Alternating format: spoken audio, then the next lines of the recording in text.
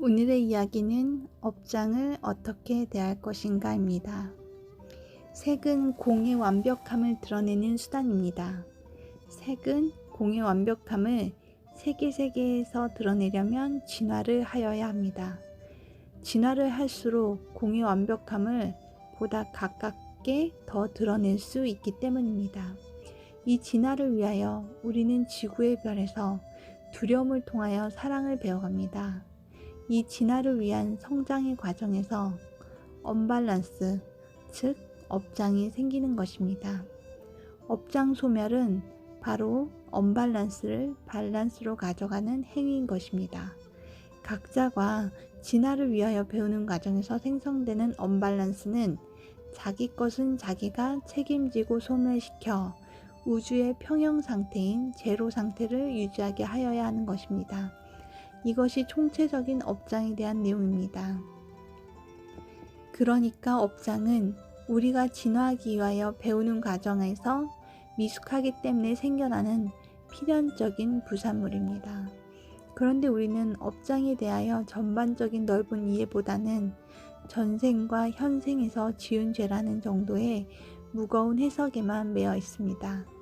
그리하여 업장에 속박되어 업장 소멸에만 신경을 씁니다. 지금부터 배우고 체험하고 교훈을 얻는데 더욱 노력을 할 일입니다. 구덕이 무서워서 장을 못 담근 데서야 말이 되겠는가? 시험 못 보는 것이 두려워서 학교를 못 가는 것이 무엇이 다르겠습니까? 종교도 너무 업장을 강조할 것이 아닙니다. 심지어 업장 장사를 하는 곳도 있습니다.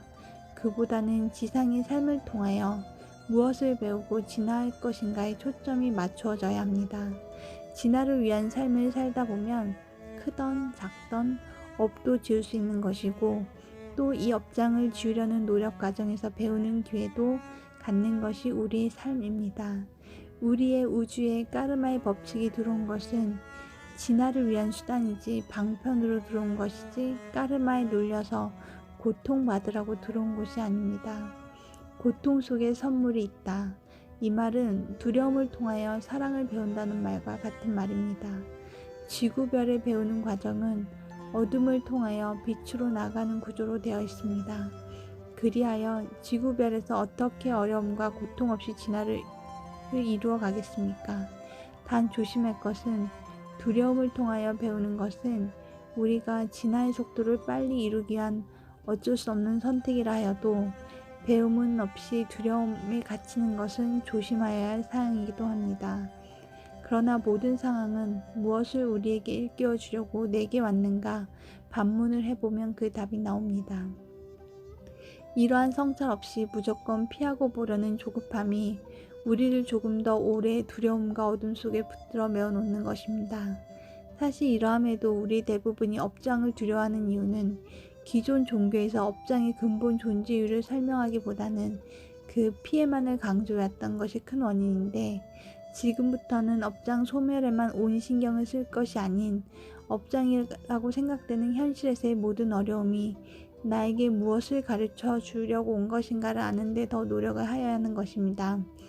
이것은 우리가 바로 두려움을 통하여 빛으로 나아가는 과정이 전부 이러한 과정 속에 이루어지기 때문입니다. 감사합니다.